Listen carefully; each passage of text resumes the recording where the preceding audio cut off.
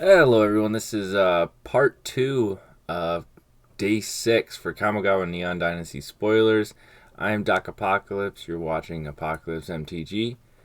Don't forget to like and subscribe, and let's get into it.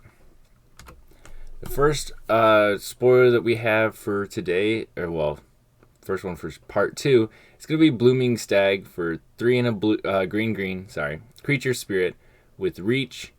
It's a 4/4. When Blooming Stag enters the battlefield, look at the top 5 cards of your library. You may reveal a creature or enchantment card from among them and put it into your hand. Put the rest onto the bottom of your library in a random order. If you do not put a card into your hand this way, you gain 4 life. This is combining two relatively decent cards of when it enters the battlefield, gain 4 life, or when it enters the battlefield, draw cards, and making them both an option. That's really good. Being able to reveal a creature or enchantment card and put it in your hand, that's pretty good too, because being able to basically scry and pull the top 5 is not, that's nothing to scoff at. I mean, it does cost 5 mana, but in green you're ramping to that pretty quickly anyway, turn 4, turn 3 even. So this is a good, and it has reach, so you can kind of pull down them flyers. You can keep stuff at bay, and as a 4/4, it's can still hit pretty hard. Like, that's a 5-turn counter right there. So it's a solid card. It's just all around. It's a healthy, fair card. It's not broken. It's not garbage. It's just good. Move on to the next one. We got Kotzi, the Silent Spider, for 3 and a blue-black. Legendary creature, human ninja. It's another 4/4. When Kotosi, the Silent Spider, enters the battlefield, exile target card in an opponent's graveyard other than a basic land card. Search that player's graveyard, hand, and library for any number of cards with the same name as that card and exile them. Then that player shuffles. For as long as you control Kotzi, you may play one of the exiled cards, and you may spend mana as though it were mana of any color. This is so cool. So, in blue-black, you do have counters, you do have stuff like that, but there's so many things that your opponents are going to have, like 4 of in standard. There's all the burn spells that you can dream of. Playing against red, this is going to be so good because you can get like 4 copies of Burn Down the House.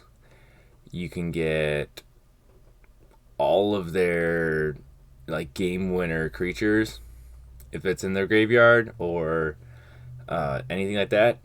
Bam, now you've got all the copies of it. So now you've just taken away their win con until the game has decided to your opponent has decided to remove the Silent Spider. This is so good, and it doesn't say that they have. As long as you control, you may play those cards from exile. Once they're played out of exile, if you can play them out and then the spider dies, you still get it. The Silent Spider doesn't say, "Hey, give all those cards back," even if they're on the battlefield. So this is really cool. I would probably use this to pull removal spells from mono white, like the Fateful Absence. That's it, Fateful Absence. If I could pull all 4 copies of Fateful Absence out of mono white's deck, it just hoses them. Or Ondu's Inversion, which isn't that played, or Doom Scars, or any of the sweepers. Like, you'd be able to pull all those out. That's pretty cool. I think just being able to hose a removal situation is all I'm ever going to use this for. Let's move on to the next one. Next one is March of Burgeoning Life. This is an X in the green. It's another one of these March cards. I think we have one more to see. But it's an instant. As an additional cost to cast a spell, you may exile any number of green cards from your hand. The spell costs 2 less to cast for each card exiled this way. This includes lands. Choose target creature with mana value less than X. Search your library for a creature card with the same name as that creature. put it onto the battlefield tapped, and then shuffle. So this is a almost strictly 4-card style gameplay. This wouldn't work too great on Commander unless that text just means that you can say any. Let's say I have a Cultivator Colossus in my mono green Commander deck, and I'm able to choose target. I'm able to target Cultivator Colossus even though there's not one on the battlefield. That's the only way this is going to be worth the cost in Commander or Singleton formats. But in Standard, this is awesome. It just straight House Warrior without any kind of errata. This is amazing. I can pay the mana. It's a tutor for cards that I already have on the battlefield. That's crazy. That's crazy good. In green, lands don't matter as much because you're just puking them out constantly. It's like green has an infinity to be able to always have too many lands in hand. And so where mono white, for example, never has enough lands in hand, you could put 59 cards in your deck and you'll still manage to pull that one non-land card. So yeah, this is awesome. This is just a cheap way to cheat it out. You know, if you've got a 6 mana creature that you want to pull out, you pay 3 lands and tap 1 that's already on the battlefield. And now you have your 6 mana creature for what is essentially 4 mana or cheaper. Yeah, so let's get her moving on to the next one. Those marches are really cool, though. I do like the marches. This is our next land. All right, this is Mech Hanger. It's a uncommon land. You can tap it for a colorless, or you can tap it to add 1 mana of any color. Spend this mana only to cast a pilot or vehicle spell. There is a ton of pilot and vehicle spells. Is this going to see play in Eternal formats? Not without pilots and vehicles. But in the current limited and standard, this is going to see a lot of play until the pilots rotate out and the main vehicles like Azeka's Chariot, for example, can get rotated out. This is going to see a lot of play. And then the final step is 3 and a tap. Target vehicle becomes an artifact creature until end of turn. So this is great because you can tap it to add mana of any color to be able to cast those things out. And then if you don't have the pilots, you don't have the right feng shui of creatures to vehicles that you need to be able to get them all going, you can pay some mana if you don't have, especially if you don't have anything in hand to crew that vehicle. So then you don't have to use a creature. Even if you have them, if you can pay 3 and tap it and turn that vehicle on without having to tap one of your other creatures that you can leave back for blocking, or you can just straight up attack with it, then yeah, that's not a terrible cost. I really like this. This is usable and it's definitely niche. It's definitely not going to see like infinite play. It's not a must-have in every single deck, and it's not going to be like a Commander staple or anything, but where it's needed, it is really needed and it will work great. So let's just go ahead and move on to the next one. Next one is Mindless Mech.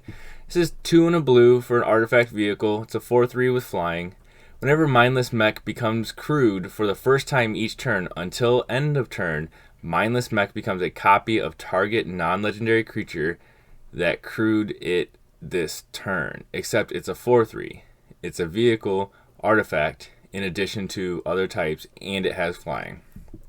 And it only has a crew for 1. That is so cool, because now it's becoming a copy of that card. There are so many lower powered cards that say like it's 1 toughness and 1 strength. It's a 1/1 that says when you get in for damage on a player, you draw a card, or you gain life, or all sorts of things, right? This says that when you crew it with that 1 creature, Mindless Mech becomes that creature. Except it's a 4/3 with flying and a vehicle artifact to boot, on additional to whatever it was already from the card that crewed it. I see a whole bunch of shenanigans with this. I'm going to use this and abuse it because this is a good way to basically buff up the draw card spells or draw spell card creatures, whew, and other things. So yeah, this is gonna have a lot of shenanigans. I'm gonna see a lot of play in this, especially at rare. This is gonna be very heavily sought after in limited and in standard. We got Replication Specialist. This is 4 and a blue for a creature Moonfolk Artificer. I think we went over this one before, but we're gonna go ahead and tap it again. Flying, whenever non-token artifact enters the battlefield under your control, you may pay a 1 and a blue. If you do, create a token that's a copy of that artifact. It's a 3/4. That is so good. Yes, 5 mana for a 3/4 is not great, but it has flying, so it has some evasion. And now every time your artifact enters the battlefield, you just can pay 2 extra and make a token that's a copy of that artifact. So if you get this out and you get a late game Mana Crypt or a late game Soul Ring or anything like that, this is bam, you just pay 2 extra and get 2 of them. And I mean, you can ramp to the moon with this, among other things. There's tons of other things. Artifact vehicles count too. So the card that we just saw, Mindless Mech, right? This costs 3 mana. It's cool and all, but if I could pay 5 mana to get 2 of them, I would. In a heartbeat. In a heartbeat. So this is really cool. There's some shenanigans. This set is really kind of pigeonholed itself a little bit. I think that it didn't give us a lot of options in different directions, but that's actually good because I feel like too many times in sets they say we're either going to do one thing, like it's going to be vampires and werewolves, period, or we're going to give support to everyone, and then there's only going to be 3 or 4 cards maybe for each kind of trope in the Magic Gathering community. So oh man, oh boy. Alrighty, this is our last land for the day. This is Roadside Reliquary. This is a tap for a colorless, or 2 and a tap, sacrifice Roadside Reliquary, draw a card if you control an artifact, and draw a card if you control an enchantment. So when you have an artifact and enchantment and your lands are sufficient that you don't need this to tap for colorless anymore, you can sacrifice it and draw 2 cards. That is awesome. This is just a good hardy land. This is something that I think is going to become a commander staple, because this is just one of those things where it's a good land card and it's a good way to draw cards after you've gotten too many lands. Just plain and simple. I mean, 2 mana, draw 2 cards, period, is good. But being able to have it, if you get it early in the game in Commander, you just tap it out and you just keep tapping it for colorless and using it as much as you can. When you've got 10 lands on the board because the game's going long, or you've ramped into them, you don't really need this anymore. And then you can sacrifice it and draw cards and get into the cards that you do need to win the game, or to answer that horrible spell or whatever. So this is a cool card. I really like it, and this is going to be a commander staple in the near future. I think. I don't think it's too narrow. I think it's great. I mean, yeah, the slight downside of you have to control an artifact and you have to control an enchantment to be able to draw 2 cards is a bit of an uphill battle for some decks, because like Spellslingers is not going to be an auto include because they just don't have artifacts and enchantments that much. But anything else other than Spellslinger basically is going to have artifacts and enchantments on the battlefield. Everyone's got soul rings, so you're going to draw a card off your soul ring, period. But enchantments, it might be a slight workaround, but I think it's definitely worth it. Alrighty, Roaring Earth. I believe this is the last card for the night, but this is a 1 and a green enchantment. Whenever a land enters the battlefield under your control, put a 1/1 counter on target creature or vehicle you control. Whoo! Money. Alright. Landfall matters. Alright. Or you can channel it for X and a green. Discard Roaring Earth. Put X 1/1 counters on target land you control. It becomes a 0/0 green spirit creature with haste. It's still a land. So, oh boy. Early game, you get this enchantment, you pop it out turn 2, and you just start letting it roll and put 1/1 counters on all of your creatures. You just start popping it out. Pop a land, put one there. Pop another land, put it there. You know. Or you pull this, you top deck this late game, and you're like, well, crap. I've already got 15 lands down. I mean, this game has been dragging on. I'm just gonna channel this for all of it and get, what would it be, 13? A 13/13 green spirit creature with haste. That's not terrible either. So that could be a game winner right there. So yeah, this is a really, really, really good card. Yeah, this is going in my green ramp deck with all the other crazy things that green ramp has gotten. I mean, green got a lot of love, blue got a lot of love, white not so much, but beggars can't be choosers. Oh no, one more. All right, Thundering Riaju. This is 2 and a red creature spirit. This is a translation. If you see right there, it says MTG Goldfish translation. There's not an English version out that I've been able to find yet. So this is their translation. It's usually pretty accurate. The name might change a little bit, but the text in the middle definitely almost never changes. Anyway, 2 and a red creature spirit. It's a 3/3 with haste. Whenever Thundering Raiju attacks, put a 1/1 counter on target creature you control. Then Thundering Raiju deals X damage to each opponent, where X is the number of modified creatures you control other than Thundering Raiju. That's just awesome. So you're able to put a 1/1 counter on a target creature you control. That's good. For 4 CMC, that's not that good. But whenever he attacks, he deals damage to each opponent. And for each number of modified creatures you control. So this is just all the 1/1s in the world, all the enchantments in the world, all the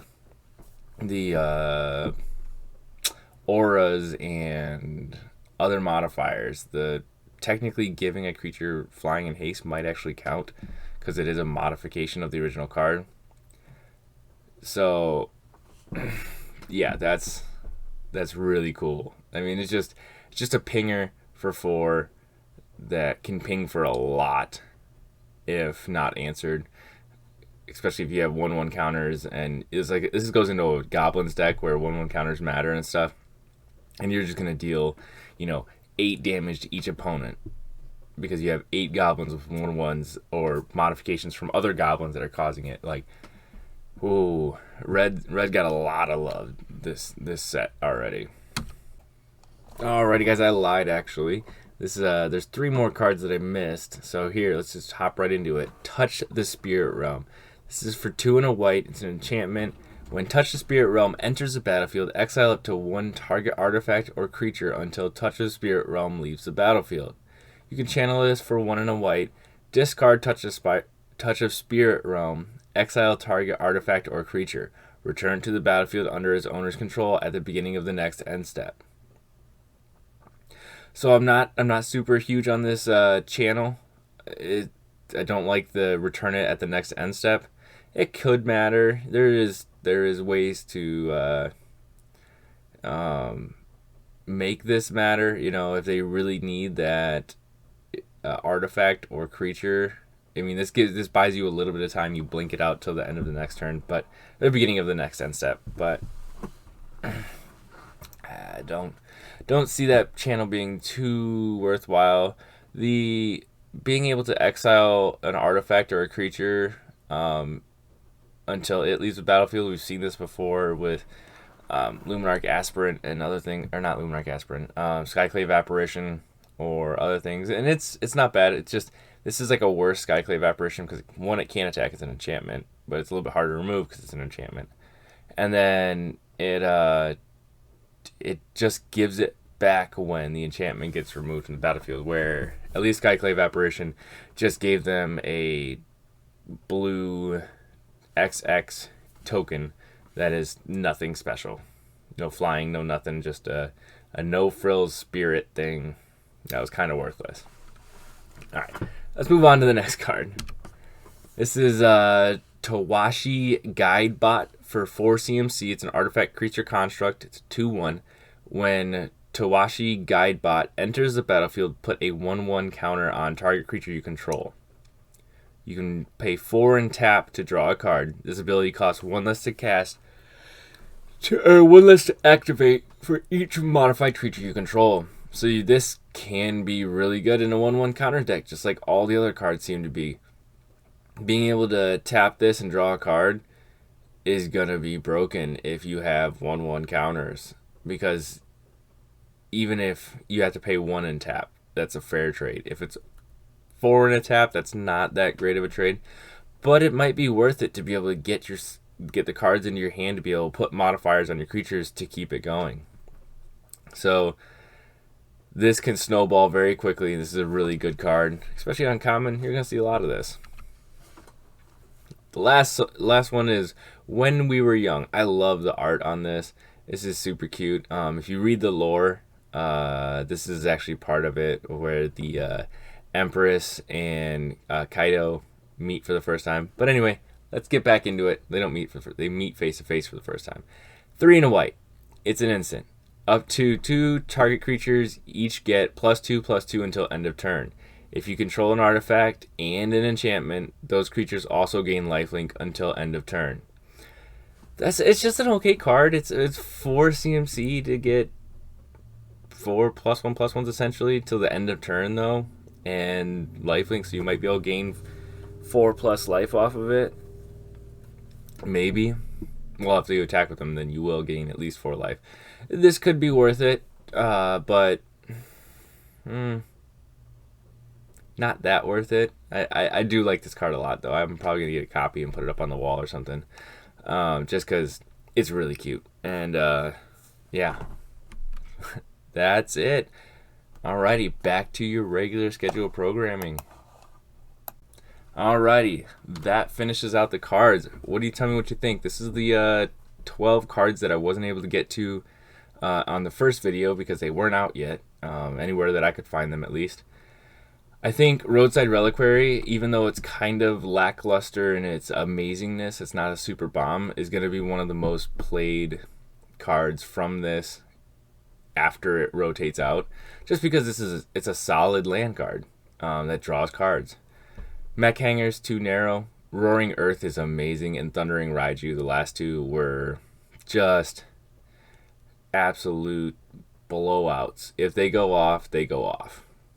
Again, they're a little limited. Roaring Earth needs to be in a Lands Matters deck, but yeah, those are absolute bombs. But anyway, tell me what you think down in the comments below.